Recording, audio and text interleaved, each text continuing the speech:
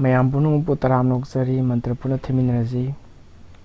Shuklam Brahma Vichara Sara Parama Madhyam Zagad Vyapinim Virna Pustaka Darunim Vedam Zaryandhakara Haste Sphatika Malikam Vidadatim Padmasane Sanskritam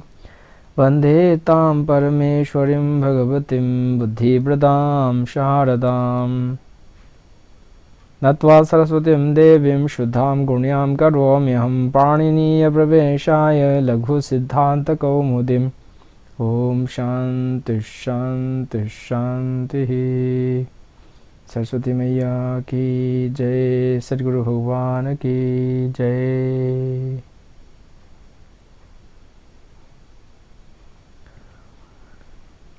Sandhida Koina Thengnaba Sutra Singdo Koina Lyric Parappa Matamda Bhagavad Gita Natraga Tai Shastra Parappa Matamda Kamaina Thigadagi Haibu Khudamoina Iko Yornachi Haraji Ika Sthane Yornasat Achi Sangitayam Visaye Hai Ika Haije Mohosinto O Kanana Yarnana Yarna Haijina Mohosinto O Haibani Adana Lyric Tadi Sandhi Taro Leramadoni na Ika Leramaro Kari Leramani Yarna Leramani Yarna Haivadi Kana Kanano Yarna Havadi Ya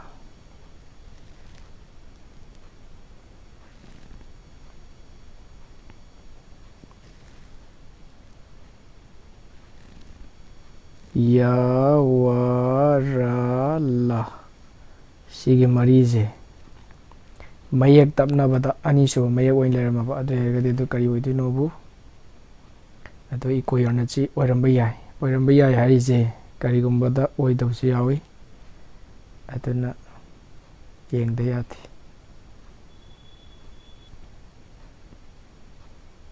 Karigumbada Oiramdavsi Yawi Havadi Wahigi Bananda Masana Yaujaram Boragadi Sandhinate Havaki Aduna Wahi Ani Zaurana Wahigi Artha Kangmadar Karwai Sibona Wahayam Morani Sibona Wahayam Orani Adu Wahayani Marak Teleramada Kangdorin Kudamoina Sidraida Yam Yar Ya Tapnare Anishu the Lake Tapnavada Stay the worms later Yawarala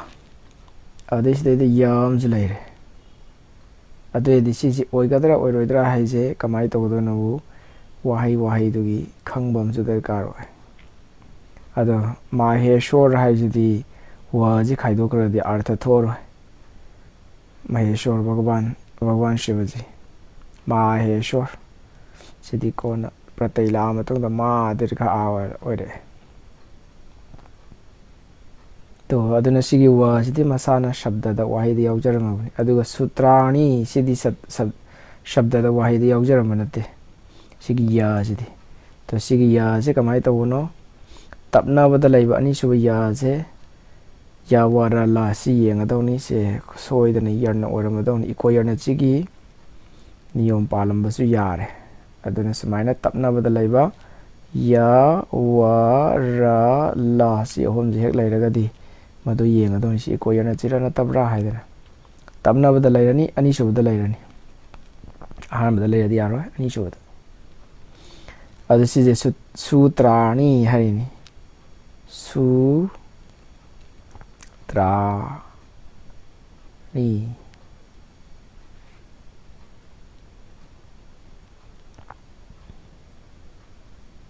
Iko yarna cita uramnishi Sida dinate Antia sidinate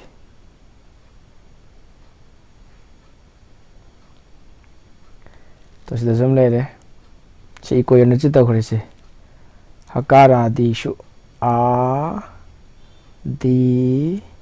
walerame aduna sha uramani han adu wa one graph adi akara li atam sakra sida twit sangya tu haibani tu it haiba tu it haibani it sangya ka adugi tu gi ukar da kari one graph iko yarna chide wa one graph Aduga easy tapsan gare to tweet tire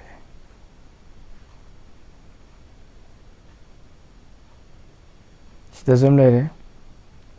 Si iko yarna chita huramni Sida su iko yarna chita huramni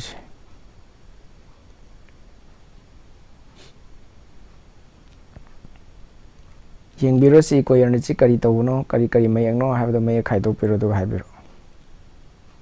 Ngahaktang video pause tawraga. Si kari haibno adi. Adi haiba. Plus kari no uchar. Adana e do kari hon gare ikoyorna chi tawraga e do ya on gare adiya. Se da ga ya ga tabna bani. Da plus ya. Da halanta plus ya halanta kamai rakani. Sumai rani. Adiya. Adana sigi ikar se adi ikar se kari on gare ya on gare. Ikoyorna chi tawra.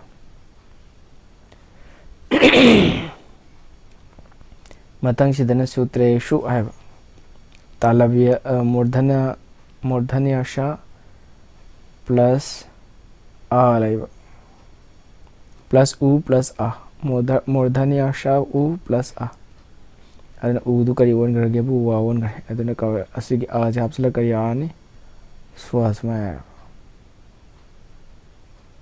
Adana mayek tapna bagi ani shubada ya wada la sileragadi ikoyorna chi oiramba yai.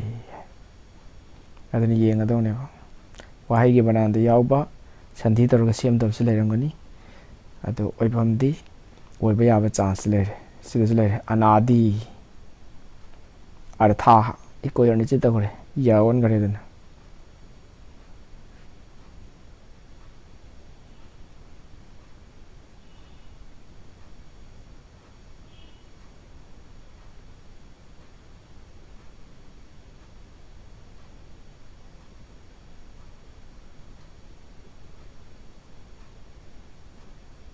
Si prati ek hai bani prati ek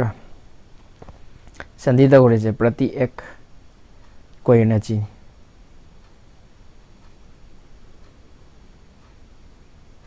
Prati ek ikar di ya on gare.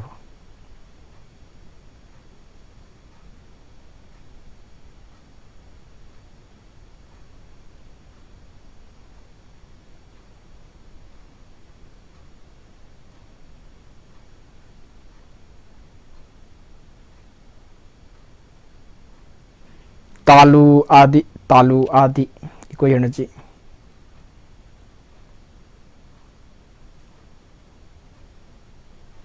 Ikoyorna chi iti etat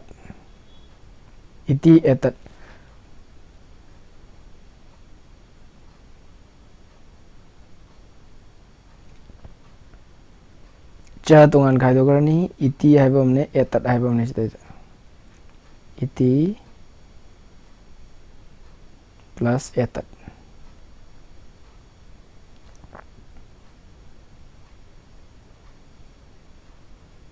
Sigi e je ya on grab iti ad e tapsan grab iti etat ikoyorna chi. Sumaina thigadawani. Aduna aharma mayek di leiroi sthani di leiroi kadaidagi thidawno adeshtagi thigadawani. Adeshtu leiramagadi soidana oiramagadawani.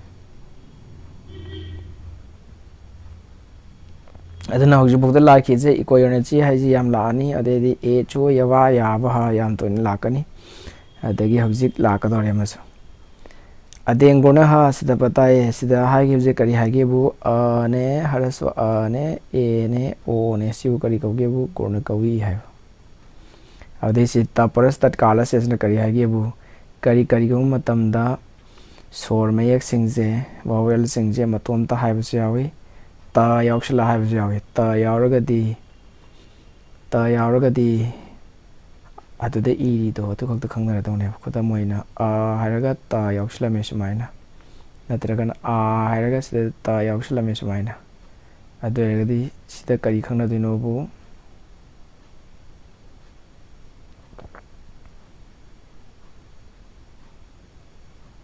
si a khakta khangna dine si a khakta khangna dine kari go matamda atta sumai hairakani a thane irakani sumai tawdana e da tapas yai e thaira hairakpasu yai natragana ai thairaga hairakpasu yai natragana ittane sumai irakpasu yai natra i thaina dirgha orambasu yai aduna ta hapa hapaga ta na matungda oiba yai nadra ta na mamangda laiba oiba yai ta hapa hapaga kariguma iragadi matamda iribado adu khakta khangnaradoneba si kari maramgi haiginobu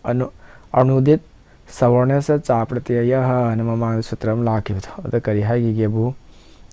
soro ibase magi tarani pandu loi khangnadawni na haigi aduna kariguma matamda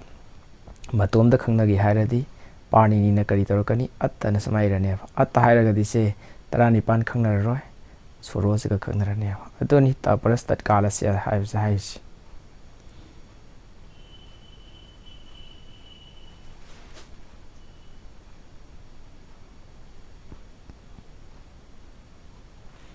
मथंगदी याम मरुब सूत्र अमा मुलाए आद गुणः अवर्णाद अची परे पूर्व परयोः एको गुण एकादेश आदेशः स्यात् एकादेश नहीं आदेशः स्यात् अवर्णादचि परे पूर्व परयोरेको गुण आदेशः स्यात् अदन अवर्णाद दगी आइजे तरा निपाल लोई खंगनदोइनि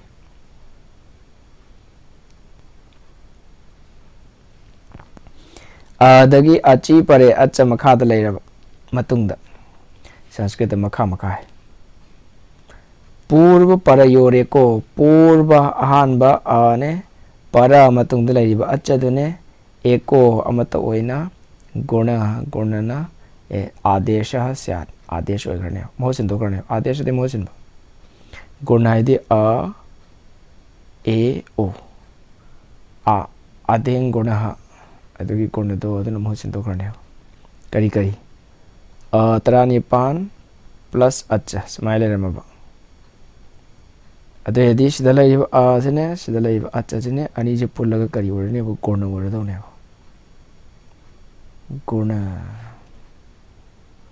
गुण हाबदी आ नत्रगना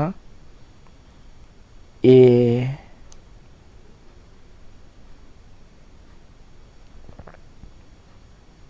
नत्रगना ओ सिगी अहुम जिदगी चानबी यंगा अमा सिलदौने कमाय तरोबा लेरबा तरानी पान अदेदी मथंग अच लेरबा अदेदी अनि मगसे लोय लौथोखरनी कनाना मो सिलनी अ ए ओ कमाय तौनी हरदि मखालानी उप इंद्र है उप मनाक सुखंग नहीं अदे खर पिक्थब सुखंग नहीं उप हाइसे अदे उपेंद्र हरदि उपेंद्र हरगदि मनाव खंग नहीं इंद्र के मनाव भगवान विष्णु से इंद्र के मनाव नुपा ओइना अवतार तौखि अधिक मथंगिन गंगा जलम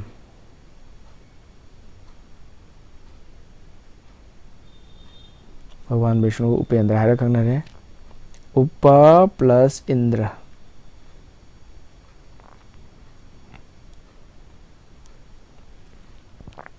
अदना स्तेद करिनो उपद अ यावरिसे करिनो सोरो अवर्णात अदे मथंग प्लस करी लेरे अच्छा इंद्र आई उ रिलरी ए ओ आई ओ हायो आ ई उ अदबो ए ओंग आई औच अदबो आहान मसिना अ लेरे उपपद अ लेरे इंद्र जिना कइनो अच्छा लेरे अदरगदी अवर्णात आगे मतुंगदगी अची परे अचना मखादा लेरबदी मतुंगदा लेरबदी हाइबजे नियमजी पूरा ओइरे मपुंग फारे अदरगदी पूर्व परा आने ईने अनि एको अमतोइना गुणना आदेश स्यात् मोहसिन तोने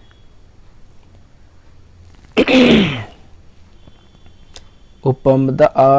इंद्रद ई अदरगदी आगा ईगा आन करिनो उच्चारण स्थान आन अकुह विसर्जन नाम कंठनी इचु यशानम तालु कंठ और तालुनी अददी गोंडद करिनो अमना आ अनि सुबदना ए अहुम सुबदना करिनो ओ तो सिदगी उच्चारण स्थान चिंग मानबदना महसिनदोइनी हौजिक आ न करिनो कंठ ई न करिनो तालु अदि करि हाइगी एदै तो हो कंठ तालु एतई तो हो कंठ तालु ओदौ तो हो कंठोष्ठम कंठ और ओष्ठनी ओदी ए न करीनो कंठ और तालु सी करीनो अ कंठ ए करीनो तालु कंठ तालु अदुना ए जी मोहसिलदो कंठ आगी ए की करी तालु अनि जे पुल्लगदी करी चानरे ए चानरे अ दी चानदे अ करी की चानदी नोबु कंठ बुदी यावरे अदु ई तालु दी यावद्रे अदुना अ मोहसिन जारो अ गोर्णदो मोहसिन जारो सिगी गोर्णदा अहुमनी अहुम जे खनगदोरिबनी कना खनगनी कंठ तालु ए खलनी अदुन उपेंद्र ओनगरे मथंगदा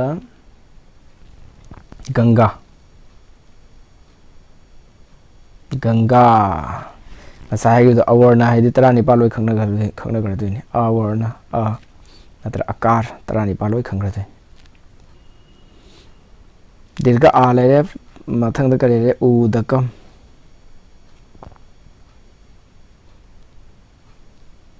करी कईनो दना हुजि थंगरिजे आ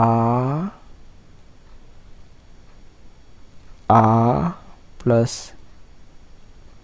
उ आ करीनो कंठ उ करीनो ओष्ठ कंठ ओष्ठ दी करीदलै ओदौ तो कंठोष्ठम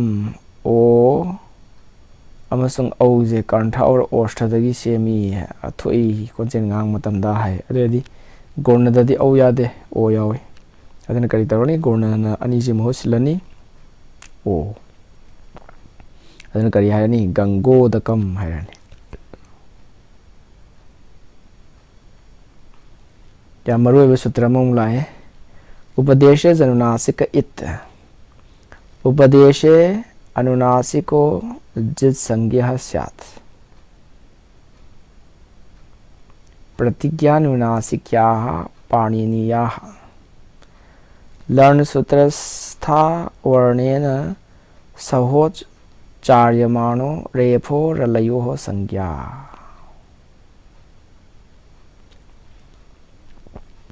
उपदेशे उपदेशता उपदेश है करीनो मांगना है आदि उच्चारणम आद्योच्चारणम है पाणिनि ना हायरक्पा वही चुमनगी स्पोकन इंग्लिश ता रिटन स्पोकन संस्कृत ता रिटन संस्कृत यावदब पाणिनि ना व्याकरण सेम बयाननबगी दमकता हापकपा वहायगी बो वहाय सिंगजे सिउ करी कौगेबु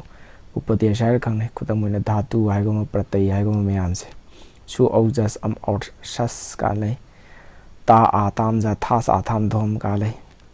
तिप्ता जी सिप्तस्थान सिगी मयामजे प्रत्यय अदि धातु सिगी मयामजे उपदेश है लाकनी उपदेश त कई लाकनी हाइदो से कोन मुनै नछि ला मखा ला दम खंगन उपदेशे उपदेशता अनुनासिको नातोंदगी हाइबा अच्च दो इत संज्ञा स्यात् इत संज्ञा ओइगनी पाणिनि ना हाइबा वहाय सिंगदो उपदेश दो अदुदैदा अनुनासिक अरोय भाइदे को सिददी ममांग दा हाइगेबददी हलंत्यम हाइ कांददी पाणिनि ना हाइबा वहाय सिंग अदुदगी कोन बहलदो अदु करी ओइनी हाइबो इत ओइनी हाइ सिदी इत हाइदे अरोय भाइदे इतते हाइ अरोय भाइदे सिददी अहोबुदा लाइगेरा मयाय लेबा अरोय बदा लाइगेरा अच्छदो ममांग दा हाइगिबना हलंत्यम दा हाइबना हल इरोय लोइबा हल सिदा हाइदी अहोबुदा लेबा अचरा अरोय बदा लेबरा मयाय दा लेबरा अनुनासिक बोरबदी अहोबा अरोयबा मयाय हाइदे ओइ लाइनिंगबदा लैजसनु अनुनासिक ओरगदी मदुदो करी ओइदुनोबु एत ओरनी हाइबा उपदेशता अच्छा अनुनासिक ओरगदी इत अदुगा इरोय लोइबदा लैबा हल इत कनाना हाय हलंत्यम अद अनुनासिक नि नते हाइजि कमाय खंगदिनो हाइसिले प्रतिज्ञा अनुनासिक्याः पाणिनीयाः पाणिनि नने माना सिगिजे अनुनासिक नि हाइबंगैदो अदु अनुनासिक ओरदोनि अनुनासिक नि हाइरम दबंगैदुदि ओररो अदुना थेंनरा खंगानी मथंग लाकान सिगिजे अनुनासिक नि ओइरो हाइरानी सिगिजे नते ओइगनु ना इराय लाय अदुन उपदेशे अनुनासिक इत हाइजे याम तोय लाकनी सूत्र पाणिनि ना हाइबा उपदेश सिंगसिदा वहाय सिंगसिदा Anunasik oiragadi adugi achado it sangya it oirani haiba. Adaidi makha sigi uranra paraha sigi mating pangnaba mahairei. Mamangda Sanskrit ki pyakaran hau matamda mamangda haigiba. Kari haigi sidaida. I when or rig a ong I ouch hayawarat larna. Sigi larna haibaze. Sidaida madhe masi manungda. Larna haibaze manungda. Tu adubu it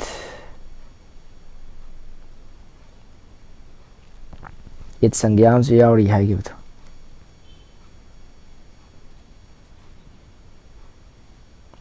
Hayawarat larna singbada jha bhai sina singba kansonin mayamda di akara ma yawi adudi ucharana artha ucharan tawiyade adugi hapani adubu tu adubu it sangya ka larna da yauri ba ado maadi it sangya kawi adugi special happy bani haiba. Kari maramgi happy bano haida sida haire. Howziki paste.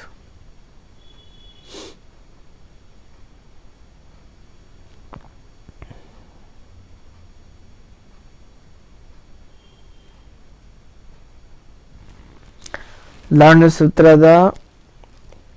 Maheshwar sutra larna haiba da la da am yauri je. Isina saha di punna ma loinana ucharja maana ha khonjen thokpa ra amasung la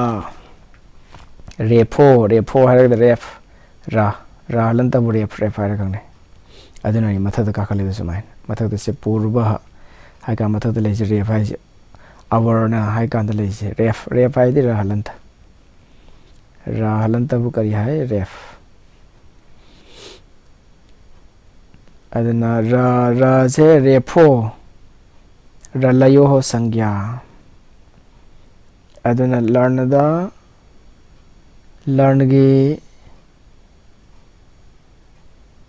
larnagi seda am yauri je it oigar kanda kari hairani ra halanta hairani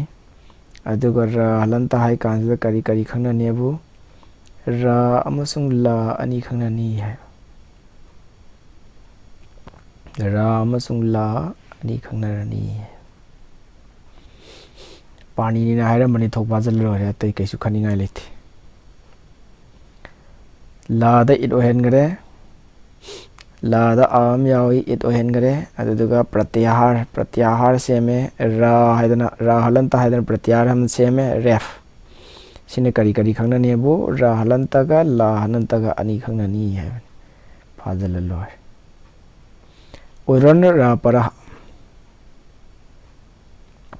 maka sutra asigi vriti dhari ri iti tringshataha sangyat-yuktam sangyada hai gare ri iti mase tringshataha kuntra suena sangyada iti uktam sumai to hai gare iti ikoyarna chi to gare iti uktam sumai to hai gare tat sthane sigi ri gi tat adi ri tat sthane ma gi mahutta yo ana jo ana mahut sin tor kodori to sa mado ra paraha ra na matung da para de matung da ra na matung da san matam panu da laigadabane e ba lemna ma pravartate oigadabane ri haije sije ri haije kontra sore adana sigi kontra je sangyada hai gare sigi mahutta kari gomba arna mahut silu hairaba arna mahut silu ri gi mahutta kari gomba da arna haijana mahut silu haidana hairagadi madugi arndo kamai to gebu ra matungda hapa semdoine matomta lai yaroiba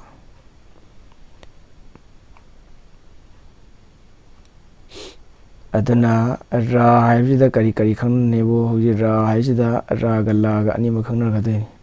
ra paraha matam la paraha ra paraha ni makhang na lri oragana kaidarani lri oragana la paraha la hapa la matung da hapa ra oragana ra paraha adoni sida ani haise ra paraha kudam dei lai khangani Krishna haire Krishna Bhagwan Krishna plus Riddhi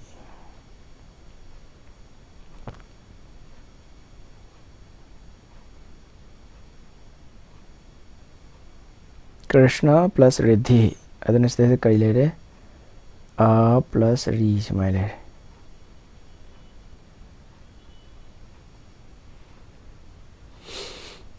si a dage matung da achal lere kari hari a du kona oiro haire aduna kari taroge bu gurna oiba tare a plus ri si gurna oiba tare adu gurna oiba matamda hojiki sutrajana hairi uran ra para ri kar bu u arne tawgodoribse u haibde rikar u kamai haya laino haibde hayam kona ada shabda rup semak matamda rama adu khangani ri u haidi rikar uran ra para ana oigadoribse kari orani haibu siga aniji pullaga kari haire gurna oiro haire kanana hai ad gurna haijina to si mateng pange uran ra para haijina sini niyam sutra haise sina mateng pang duga kari haire kaidauge ra para oigadabane adudi state kanana mohut silani aniji ge mohut se sigi mohut a ge mohut kana silani a ge mohuti a na silani gurna kana khak yawi a matom da yawi a kanthani adudi kantha kanano a mohut silani adudi e di kantha taloni o di kanthostam ni adudi manadram ni yaroiba aduna amasung ri haibse kanana mohut silani gurna na mohut silani a kanthani aduna kana laani a kanthajilani Krishna de yawa a je kanthani aduna gurnagi kari kanthola kanthadagi thokpadi a jilani aduga rikar je huntoki yaroi aduni sida haisi ra para ra hapo to amasung ri je aniji gi kari hai laani gurna a olani aduga para ra je matung da hapchalani आगे मतुंग दे राहापो अर हरे समय लाने अदि कृष्णा रिद्धि ही हरंबा अदन कृष्णा की अ रिद्धि की री अनि दु करी हागे अर हरनि कृष्णा रिद्धि ही समय वन गरे अदना कृष्णा रिद्धि ही अदि कृष्णा की हेनगलकपा फगलकपा Krishna na rup to chawthu e masa do pisak pi leram sum chawthu e de de zoi be natraga na Krishna gi ran thum sum chaw khale natraga na izzat sanman mingcha chum hengkal e de zoi be taba di nangi ani sosi taba nangi lrikara Bhagwan Krishna dani taba nangi lrikar male khong du karan chala lepe ye thang du kol pangsi khong matam taba nangi lrikara nangi lri man ma ong stay the a plus lri le a plus lri sidi ko yarna chi yar ro sidi kai torani a masung lri ni sidi kari la ad gona ro hari ani ji pulaga Aniji pula gondadi kari orani orani ade di sigi lri je sigi kari hapkane wo lam hapado al sini ra para haisi ra haiba re phaiba je ra halanta re phaiba je ani khangnani ra haibam ne la haibam ne aduduna sidi ra para haisi ra para jo la para jo agadavne lri oragana la hakodavne ri oragana ra ogadava lri oragana la adudi kari hapani la hapamni kari hairani tab al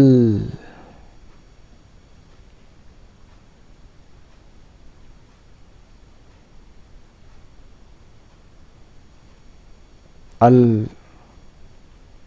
kara si tenjang karo se taba wada apchan karo laga kaga tapchan karo adisle tabal kara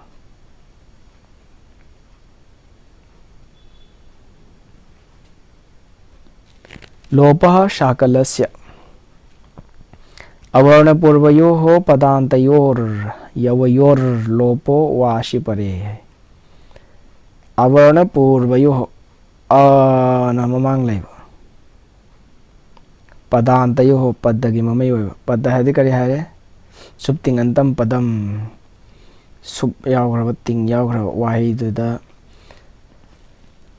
सुप अमसुंग तिंग हापचला सुप हापचला करी सेमनी संज्ञा मयाम noun मयाम सेमनी तिंग हापचला करी सेमनी भाव मयाम सेमनी अदुमाइना हापचलागा वाक्यदा वाही परेंगदा लाब वाही सिंजो पद गौरे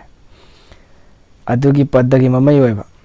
आना ममांगदा लैबा पदगी ममय ओइबा यवयो या अमसुंग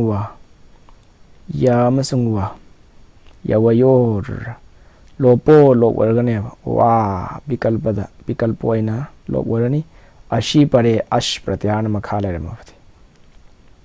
येंगसि करी हाइनो हाइसे हाइबिना ममांगदा लेरबा प्लस कना लेदिनो प्लस या नत्रगना व लेगदोरेनि मतुंगदा कना लेदिनो अश प्रत्यार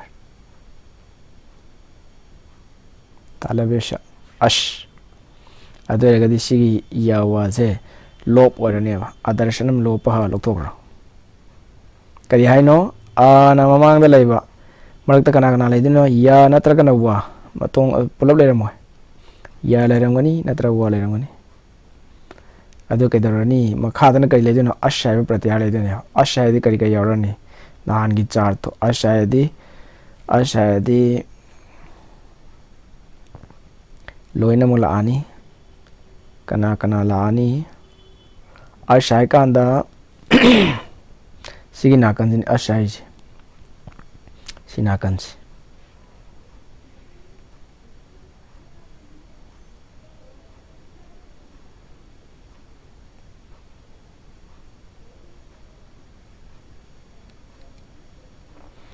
स्टेदा स्वर में एक लोई लानी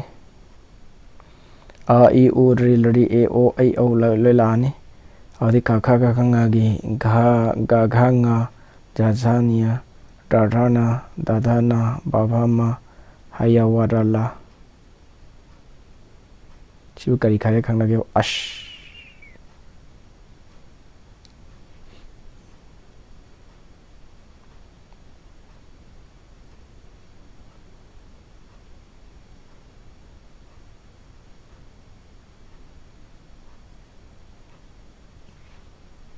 अदरगदी विकल्प ओइना लो ओरनी है लोपः शाकलस्य पूर्वत्र सिद्धम सपाद सप्ताध्यायीं प्रति त्रिपाद्य सिद्धा त्रिपाद्यमपि पूर्वं प्रति परम शास्त्रम असिद्धम सिनाहरी से परिभाषा सूत्र ने परिभाषा सूत्र मान करी हरी अष्टाध्याय जे क्या तो खाइदो केबु अध्याय निपान ने अध्याय निपान सपाद सप्ताध्याय हैदी अध्याय तरेट लौरब अध्याय अमदगी पुला लाखपसिने अध्याय तरेट फो लौरब अदैदी निपान सुब अध्याय की अहानब पाद अदुस लौरब अहानब पाद अदि कदाय फो लानी अध्याय अमदगी ना अध्याय निपान की अहानब पादगी अरोइब बसिबो शो लौरब सिबु करी कौगेबु सपाद सप्ताध्याय कहे अध्याय यहौ हौदगिने हेक निपान सुब अध्याय की अहानब पादगी अरोइब फो लौरनी अदैदी लेमहोरिजन करी कौरे त्रिपाद पाद अहुम को लेमहोरनी कना कना लेमहोरनी निपान सुब अध्याय की अनिसुब पाद अहुम सुब पाद मरिसुब पाद अहुम लेमहोरनी अदुनि त्रिपादी है Kari matamda niyom singje hana haigibjika kona haijibga ani jing pulap laksan ba yawre kari tawdino na khangda si tawdra si tawroidra na ani ni pulap laksan ba ade kari tawdono kari tawroidno haibato adogi niyam ni si purvatra siddham haijin hairakatoisi aduna hairi adumai taw chamam na matamdo karigumba sapada saptadhai ahan bagi kambusine tripadi akon malem hoba pada humdune prati asigi marakta amaga karigumba samaito pulap laksinaraba ade kaidogebu tripadi adudo asiddha tripadi do thabak tawro tripadi thabak tawra kana tawrani sapada saptadhai ahan balaihibedo adhyay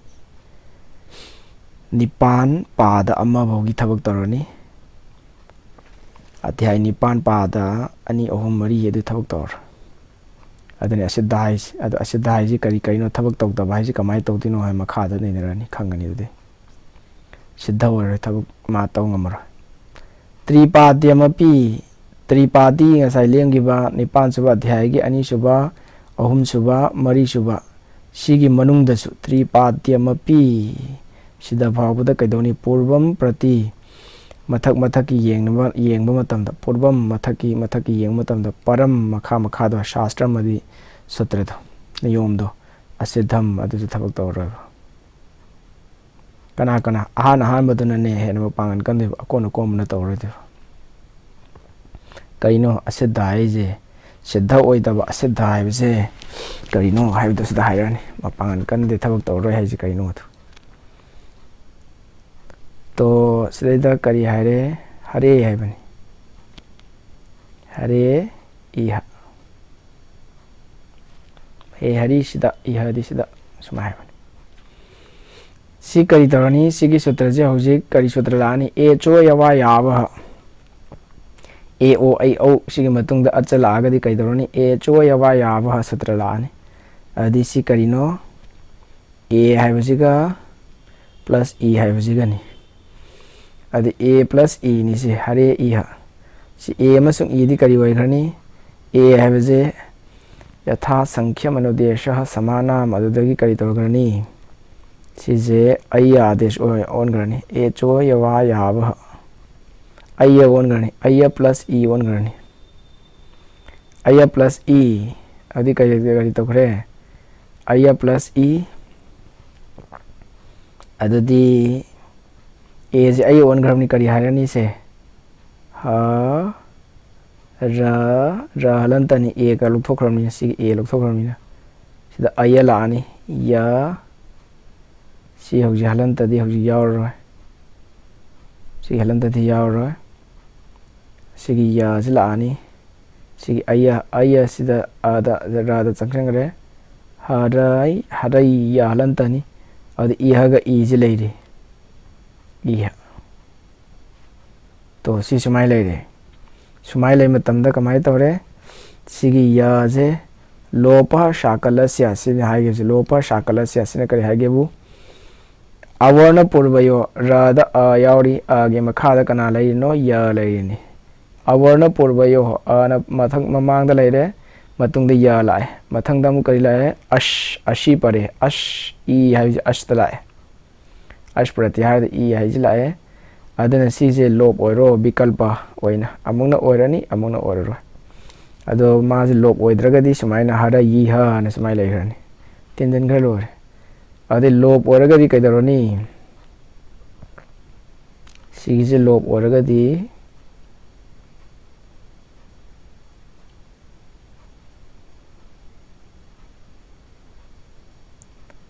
hara iha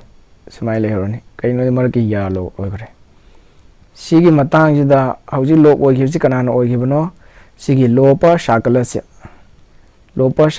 hajin oigibni lopa shakalasya si yengo nipan ahum taramapan nipan suba adhyay ahum suba pada taragamapan suba shlok adana di kaido tripadi ni se tripadi ki madung chale hauji kana sutra laki bu yenguse hara me ra da ani ade I da karino achani ade di si kari lake ad gona ha gun toro na lae hauji kana tawriba lopa shakalasena stay the ya lop oigibado adu do hauji ya da di lop oigrani udre adu udramni kana lage bo ad gona ha hai lae hauji ad gona ha sina kari hai bu sida hai je sigi ad gona ha hai sina kari hai bu a laire mathang da acha laire adu edi gona tawro hai dana hauji ya lop oigra matung da gona taw tare adubu sida yengo sida da ad gona da taruk ama marfu ga tare ne haidi sapada sabte adhai ne ada lopa shakalasya hai jina kari lopa shakalasya hai jina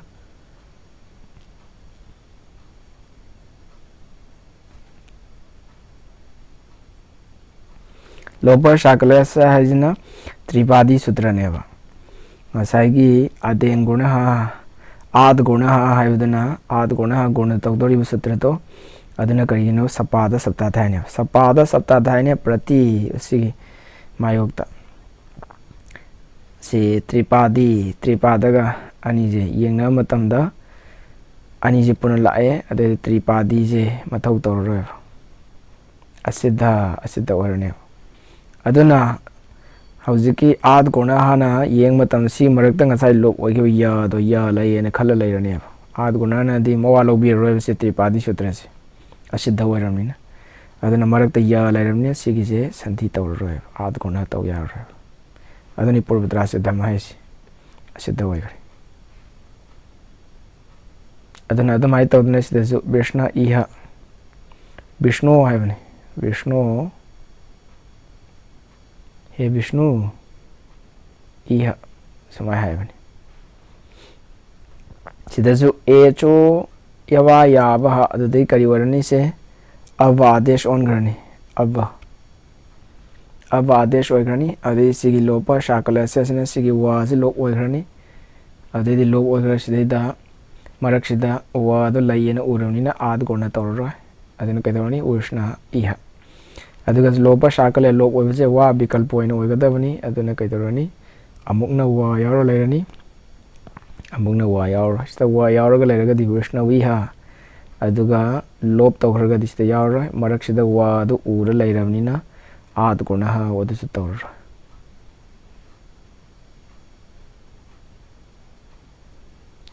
वृद्धि रादैच आत ऐच च वृद्धि एक संज्ञा से आत हौजी हारे से तापरस तत्कालस्य तादु दावन गरे संधि दे वन बने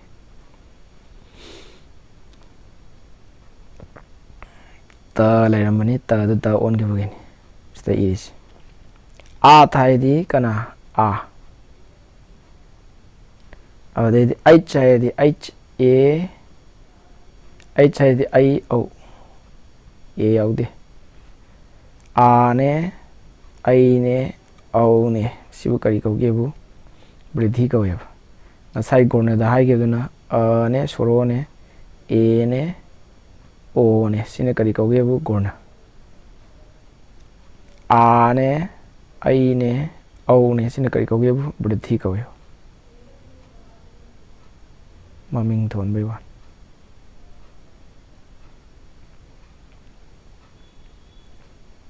वृद्धि रेची मखा सूत्र आत अदगी आद अदगी अची परे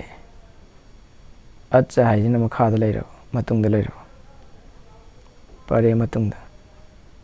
अदुदि करी तोनी वृद्धि एकादश सात हाना लाइबा आने आद हाइदी सिदी दीर्घ आने ते सिदी हाई आद सिदी अदगी हाइबनी सिदी तपर नते ता हफ्स लगा हाइबनी ते सिगी वृद्धि रादेस्ता हाइगी सिदी तपर तपग हाइबनी दीर्घ आ मतों दो गदब सिदी अदगी हाइबनी दगी तपक पगी ता ताजरकपनी अदना सिदी हरस दीर्घ प्लुत लोय लागते अदगी शोरोर सरार प्लुतर दीर्घरा loinama adagi achana makha lairabada achanate ngasai gonada haigedna a plus acha haiba hojina hoji haisina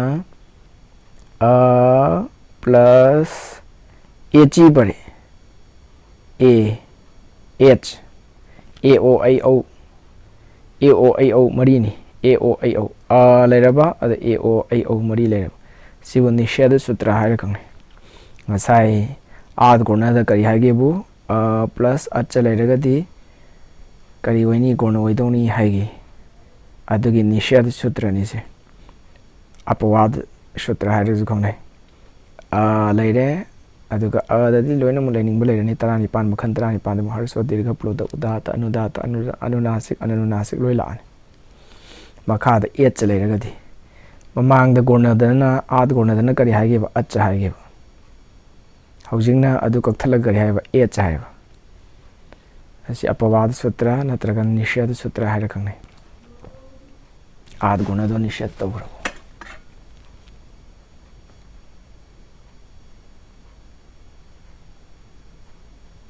guna apawada gunada haraso amane apawadamada haraso amane ani de polaga guna dirga wangare matang sutra lakhin sandhigi adana vridhi re chi hajina kamai tawre ge hana gi do apawada di kaktat khre hana gi kana na hairamba ad guna ha guna oyu haibudu a plus acha waraga di kai oidona guna oidoni haiba acha gi manung da kari la ani e cha haiju lakani aduna gonagi amasung acha lairagadi thangnaraga gona oiro haibudu apawad kaktat khareba taholoroi thaba aduna kana warani amasung acha gi manungdagi kana kana lokthokhrade e chai ji lokthokhrade a i u ri ri sibogje silairagana kari oidina gona oideba a i u ri ri adi a o ai o oragadi kari oidina bu sigizina vridhi h a o a o sigi oraba a plus a o a o oragadi h haire adedi kari boreno vridhi oradeba adedi a plus a i u ri a o lakhre adu laktringi mama a i u ri sibuna kari oidino bu gona adu gona do tangkhai ama kaktat khare kanana sigi vridhi re chi haijina ad gona gi tangkhai am kaktat khare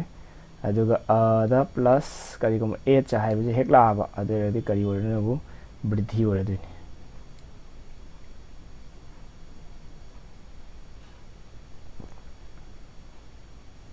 aduna kari haige bu krishna ekatvam delais krishna ekatvam aduna a plus a lae aduna kari on gani a plus a adana vridhi haise a haibamne ai haibamne au haibamne au jina karino dantostham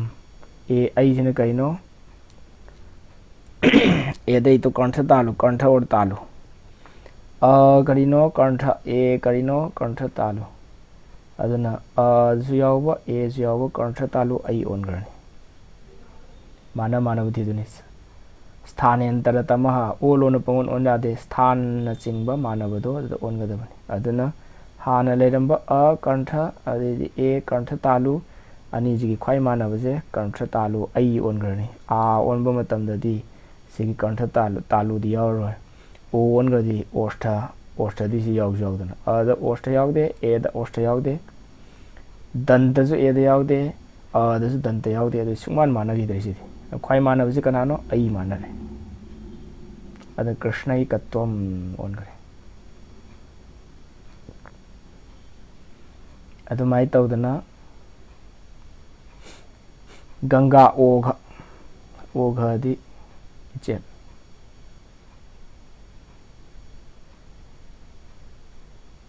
a ta hai gi je oiningba a oibe tarani pandu de dirghara plutara har swara udata anudata loya adagidi o lakpa o khagi o siani je adunadi ostha danta ostha kana on grani au ongrani ani je punjalaga au ongrani aduna kari irani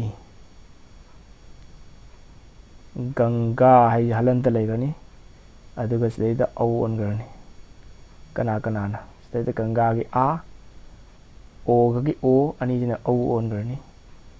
ade sidaida gha lairani adi sigi au ji sidaida tenjan garo de loire gangau gha mathangda deva aishwaryam deva lai aishwaryam ai ni enate ai ni sidati adan sina kana tawre aga aiga sidi kana nam ho singrani ani je pullaga ai ongrani bridhi ai ongrani adana wada tapsala loy de baishwaryam devagi lai singi aishwaryam matik magun matik maya kanba thauba lan thum paiba sak phajaba punama loinam aishwarya hai kangnari vidya mahi haiba punama krishna ni krishna outkantyam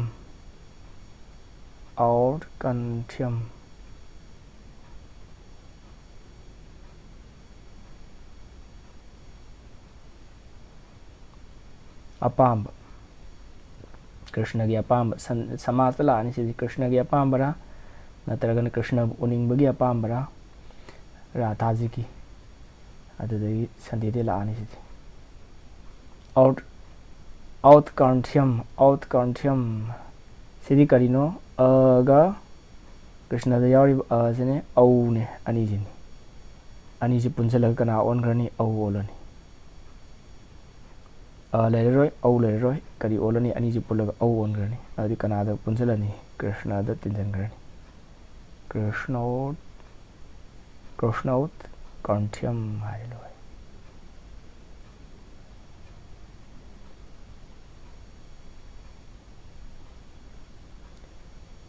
ete dhatyut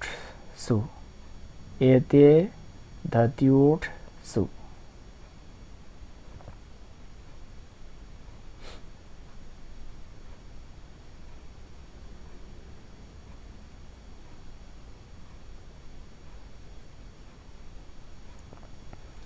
avarnat ejadior इसे खाई कर दें एती कोयरने चिल्लाए एधती कोयरने चिल्लाए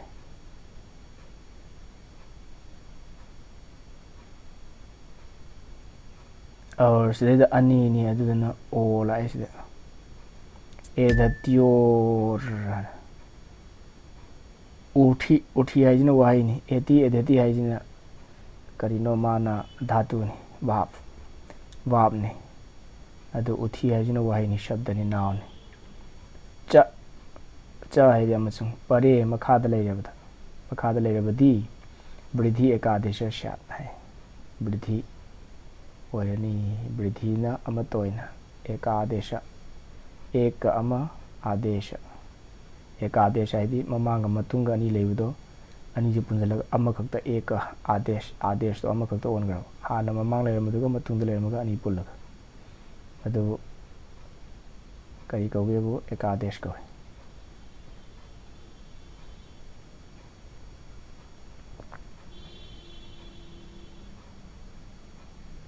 अदुना अवर्ण हाइबनिना से 15 लोय लाग यारनी 15 दगी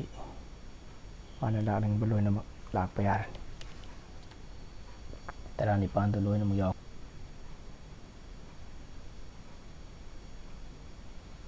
सिदेदा एती है जे धातु दे असेंबदे इर्ण धातु ने ई अणा हलंत इर्ण धातु दे एती है जे लागते अनि सुबदना एध धातु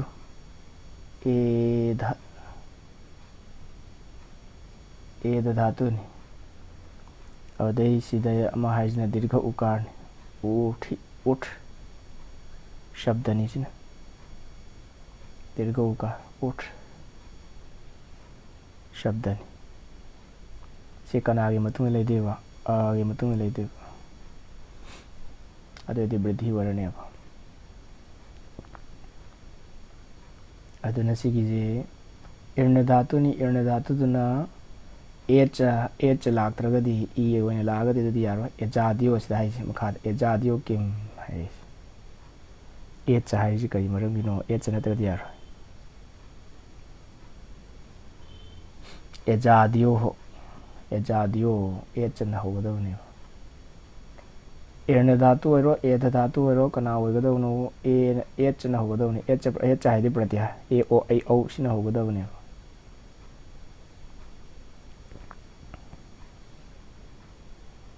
पास आता है मनाक्थ लाई है कांद करी हाइरनेबु सिगिजे उपैति हाइजे सिजे उप हाइदो मने उप प्लस एति हाइरेने उप एति लाक्पा हाइबो होजकी इर्ण धातुदो चटपा लाक्पा अदुगी इर्ण धातुदुनी अदुना सिगी एति हाइ कांददी ए न होरे एजादी सिदा हाइजे एच न होगदवनी एच ए ओ ऐ ओ होरे हुई अदि धातु से करी होरे ए एति धातु हाइदी इर्ण धातु अदुदी सिगिजे अ लेरे पद अ मखादना एति धातु की ए लेरे अदुदी करी होरनी वृद्धि होरनी आगा ए गदी कई होलनी ऐ होलनी उपैति ओनगरे